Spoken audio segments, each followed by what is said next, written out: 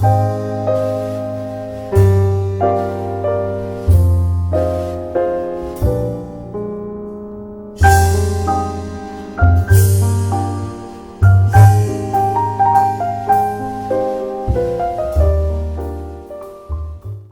vengo a hablar sobre plataformas virtuales de aprendizaje, la actuación docente para el logro de mejores aprendizajes. Veo caras que trabajan bastante en estas plataformas y bueno, vamos a ver las experiencias, la experiencia de ustedes, a ver cómo mejoramos lo que les vengo a mostrar. Bueno, antes, los temas que voy a tratar en esta presentación: concepto de plataformas virtuales de aprendizaje, las emociones en el aprendizaje, porque estamos en estas jornadas de neurociencias, la comunicación y las actividades en el aula virtual. Cuando hablamos de plataformas virtuales de aprendizaje, estamos hablando de lo que llamamos comúnmente aulas virtuales. Entonces, el primer tema, las plataformas virtuales de aprendizaje, son ámbitos electrónicos con herramientas para la gestión de la enseñanza, el aprendizaje y la investigación. Y tomé, como para traer un modelo, he capturado la pantalla de la Universidad de Harvard, el Instituto Tecnológico de Massachusetts, y ellos aquí tienen sus entornos virtuales, sus cursos a distancia gratis, ellos a través de internet. ¿Cómo realizan estas actividades? A través de estas aulas virtuales. En España, desde el año 1972 se están desarrollando cursos en la modalidad a distancia. Esta es la UNED, la Universidad Nacional de Educación a Distancia, es la mayor universidad de España, con muchos más de 250.000 estudiantes que cursan sus titulaciones oficiales. 27 son títulos de grado, 65 maestrías, mucho trabajo ahí. En nuestro país tomé una universidad, la Tecnológica Nacional, trabaja muchísimo a distancia, y también, como no voy a poner, la Nacional de Cuyo, que también, si uno ve la oferta que tiene una gran cantidad de cursos disponibles en modalidad a distancia. En modalidad a distancia y también como apoyo a la modalidad de enseñanza presencial. Por eso, cuando uno habla de esto de las plataformas virtuales de aprendizaje, y si hacemos hincapié en esto del apoyo a la modalidad de enseñanza presencial, el docente, todas las actividades que realice en sus encuentros presenciales, como ayer la profesora de lengua, y que hizo, me encantó la exposición de ella, valiosísima, pero no está de más que ella tenga otra instancia más de aprendizaje que puede ser a través de las aulas virtuales. Los materiales, cuando se utilizan en las aulas virtuales, tienen que estar mediados para esta modalidad, porque el alumno, cuando estudia así a distancia, está solo. Entonces, cuando uno está elaborando esos materiales, tiene que prestar atención de dirigirse al alumno, que él sepa qué es lo que el docente quiere que él haga con eso con lo que se está encontrando. Entonces, tenemos recursos diseñados y desarrollados para facilitar y optimizar el proceso de enseñanza-aprendizaje. Entonces, tenemos la docencia por un lado, el aprendizaje, en el medio ahí figura el diálogo didáctico mediado. No me lo inventé yo, García Aretio, Universidad Nacional de la UNED. Bueno, García Aretio habla mucho sobre esto del diálogo didáctico mediado, dice que debe ser a través de los materiales. Cuando yo les digo, los materiales tienen que hablarle al alumno, y eso le permite al alumno un autoestudio. Y el otro tipo de diálogo didáctico mediado a través de los canales de comunicación, y ahí se produce la interacción. Entonces el alumno no está solo, no se siente abandonado. Para ello recurren a la mensajería, al foro, la pizarra de novedades. Entonces el docente tiene que estar muy atento a esos canales de comunicación para acompañar al alumno. En este tipo de modalidad, el docente tiene que guiar, acompañar. Bueno, estos materiales son los recursos que tenemos para el aprendizaje. Estos entornos virtuales de aprendizaje integran diversos soportes de información. Y el texto, que puede ser de distintos tipos, tamaño, color, llamativo. El hipertexto, estos links, esta posibilidad que tiene el alumno de ir a sitios de interés. El docente tiene que tomar la precaución de seleccionar bien ese material y qué es lo que el docente espera que el alumno vea. Entonces le coloca el link y el alumno puede recurrir a ellos. Imágenes, sonidos, videos, todo esto está en internet y se puede utilizar. Y cuando hablamos de la comunicación, que es la interacción entre los sujetos en esta relación pedagógica, el docente, el alumno, los contenidos, o sea que ahí hay un feedback, docente-contenido, docente-alumno, alumnos-contenido, alumno-docente, alumnos-alumnos, porque entre los alumnos también existe la comunicación, tanto en actividades propuestas por los docentes, cuando les dicen vamos a hacer un trabajo en grupo, que puede ser presencial o virtual, y entonces esa comunicación alumno-alumno también es muy importante. Utilizar aulas virtuales, bueno, posibilita flexibilizar los accesos y el tiempo que el alumno requiere para el proceso de enseñanza-aprendizaje, favorece el aprendizaje colaborativo mediante el uso de herramientas sincrónicas y asincrónicas. Acá cuando decimos flexible en el tiempo, porque cuando uno viene a un encuentro presencial, todos tenemos que estar aquí, escuchamos la clase y nos vamos. En el caso de estos entornos virtuales, le da la posibilidad al estudiante de que si el día sábado a la mañana practica un deporte, practica su deporte, estudia inglés. Bueno, puede hacer sus otras actividades y él regula su tiempo y su aprendizaje. Y bueno, con esto de herramientas sincrónicas es cuando se realizan en tiempo real. Hay muchas experiencias de, por ejemplo, Gabriela, tienen días de encuentros con los alumnos en un foro de discusión en el chat, por videoconferencia, por Skype. Las tecnologías están, pero bueno, vamos a ver cómo las usamos. Ahí hay dos imágenes, dos tutoras en el costado izquierdo y acá a la derecha una alumnita. Bueno, las emociones en el aprendizaje. Las neurociencias han establecido que no cualquier tipo de ambiente emocional favorecería el proceso de aprendizaje. Un ambiente de seguridad y bienestar influyen positivamente en el aprendizaje. Entonces cuando uno dice no cualquier tipo de ambiente emocional, y por eso nos preguntamos, bueno, ¿cuáles serían esas emociones que se generan? Enseguida las vemos. Las emociones son múltiples y algunas de ellas actúan como refuerzo para consolidar la memoria. Las emociones tienen efectos poderosos sobre todo el proceso cognitivo. Y entonces ahí venía mi pregunta, porque, bueno, esto está tomado del libro Neurociencias y Educación, El cerebro que aprende, Fox, en 2013, el libro es del 2013. Y consideran como estas emociones primarias la ira, tristeza, miedo, disgusto, placer, sorpresa.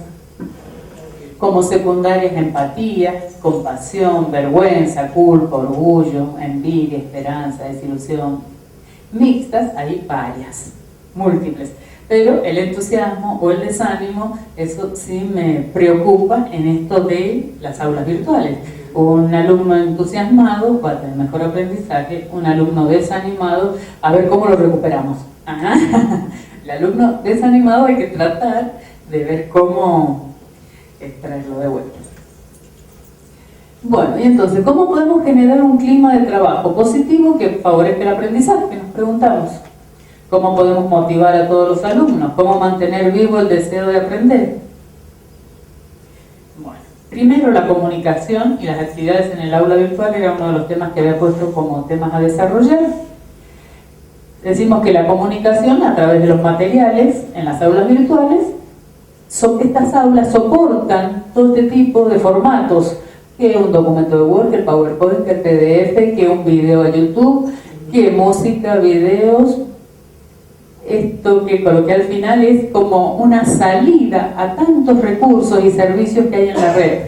Si el docente los conoce, se los puede proporcionar a su alumno. Y puede encontrar actividades muy lindas, muy entretenidas, tipo jueguitos, que parecen jueguitos, que hay algunos casos, que lo cuenta siempre el doctor Baez, que un niño, un joven enfermo de cáncer, parece que con una técnica, le habían jugado como al Pac-Man, y tenía que matar, comer los en el Pac-Man que va comiendo, y que esas eran células cancerígenas. Entonces el niño estaba convencido que estaba matando las células, y bueno, tuvo un buen resultado en su enfermedad. Solo un ejemplo. Hay muchas actividades en la red. En los encuentros presenciales, como estamos ahora, se pueden observar los gestos, las miradas, las actitudes y comportamientos de los docentes que hacen a la comunicación no verbal, que forma parte de esta modalidad, que es cuando es presencial. ¿Qué sucede cuando estamos en estos entornos virtuales que el alumno no sabe qué le está diciendo el profesor? Entonces las emociones se transmiten con las acciones del tutor. Se debe considerar que cuando se realiza la comunicación escrita, el docente tutor debe transmitir emociones. Para ello, utilizar expresiones o emoticones, que tanto de moda, que lo dijo anoche el doctor Elías, que me encantó. Porque bueno, yo le veo el lado bueno, está bueno. Qué lindo que ponga un docente me gusta. Transmiten, sí, aparte que en el curso de especialización en docencia universitaria, el doctor Prieto Castillo nos insistió bastante, tienen que conocer sus alumnos, tienen que saber cuáles son las cosas que le gustan a los alumnos, bueno, entonces, sabiendo qué le interesa al alumno, yo puedo elaborar una actividad que sea de interés. Bueno, me parece. Acá cuando he puesto la comunicación escrita, el docente tutor, porque por lo general acá en Mendoza gran parte de los docentes también tienen que ser de tutores. El docente que elabora los contenidos, después los tutores por su lado. Por eso lo de docente tutor. Y ahí cuando digo la comunicación escrita, hay que tener mucho cuidado porque lo que está escrito está. Y después, ¿cómo lo sacás o cómo lo mejorás? Bueno, y aquí viene un dedito que dice recordatorio, recordar, es una especie de las normas de convivencia en la red. Y los chicos las conocen. Y es importante que los docentes también las conozcan. Por ejemplo, respetar siempre las normas de convivencia, en este caso tanto para docentes como para alumnos, conocer el tema a tratar, saludar a los estudiantes, no enviar mensajes innecesarios, la cadena de la fortuna, esas cosas. No. Transmitir emociones, ser discreto, respetar la privacidad de otros, evitar las malas interpretaciones, ser cordial, evitar las burlas, las ironías o el sarcasmo. Muchas veces con eso de que el humor es muy agradable, que motiva al alumno, y bueno, el humor hay que saber manejarlo muy bien porque puede generar algunas situaciones no muy agradables. No escribir todo en mayúsculas es como estar gritando, y eso se sabe, lo saben los chicos. Entonces hay docentes que sí, no lo conocen, a lo mejor escriben todo sin grandote y el alumno dice, ¿qué le pasó? Porque está gritando. Bueno, ser conciso y directo. Aquí capturé una pantalla de lo que sería una pizarra de novedades en un aula virtual. ¿Por qué esto de capturar pantallas? También porque uno no tiene que confiarse muchas veces en las tecnologías, porque cuando más la necesitamos, falla. Bueno, pero si está funcionando bien y desean enseguida, en el momento de las preguntas, podemos ingresar a algunas aulas virtuales para verlo. Pero esta es una captura de pantalla de una aula virtual. Es muy importante que al alumno se lo tenga informado de todo. Mientras más le informa, está bien que me van a decir los chicos no leen, pero algunos sí. Y el que lo leyó lo pasa por su grupo de WhatsApp. Entonces ya nos vamos también ahorrando. Es una iconografía que me la he inventado yo porque también me hago mis dibujitos. Entonces, recuperatorio, cualquier anuncio, feriado por X razón, viento sonda, todo lo que sea, se anuncia. Esta pizarra de novedades es como el transparente que suele estar en los pasillos, y esto está más bueno, porque no tiene que venirse el alumno acá a venir a leer el transparente, directamente desde su casa ingresa, pizarra de novedades tengo, y resulta que a lo mejor no entiende ese primer anuncio y el alumno no le cuesta nada, entonces lo primero que hace, le escribe un mensaje, profe, que no sé qué dice. Bueno, acá yo he tomado, se ven unos sobrecitos cerrados porque estoy en la bandeja de salida. El alumno escribe, yo le contesto. Este es otro tema muy importante en la comunicación, la mensajería. El alumno está muy acostumbrado, él escribe a cualquier hora, así como escribe en el Facebook. Y así como escribe en el Facebook, exactamente igual. Una X, una Q y... Bueno, cuando yo hago la respuesta, yo le pongo estimado alumnito, bueno, con nombre y todo, para que él vea cómo es una comunicación distinta. El alumno pregunta y espera la respuesta. Y la está esperando la respuesta. Y entra más tarde, y vuelve a entrar. Y profe, le mando el segundo. Y profe, que no me contestó. Y profe, que no me... Por supuesto, a mí me suelen decir, porque yo vivo atrás de la computadora, pero no todos los docentes viven atrás de la computadora. Entonces tenemos que estar diciendo, profe, los alumnitos me están diciendo que... Entonces, esa situación de que el profesor no contesta, el alumno se siente como abandonado, o para qué le voy a preguntar si no contesta, si ni mira el correo.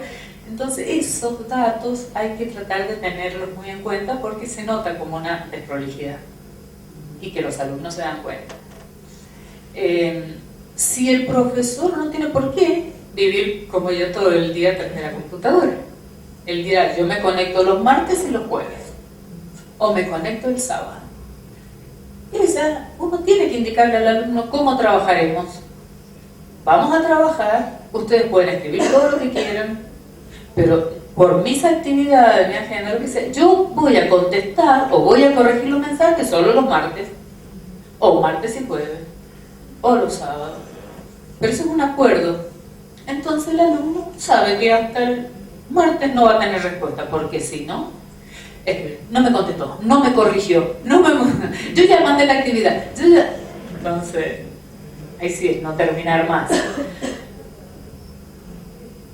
Otro medio de comunicación, los foros.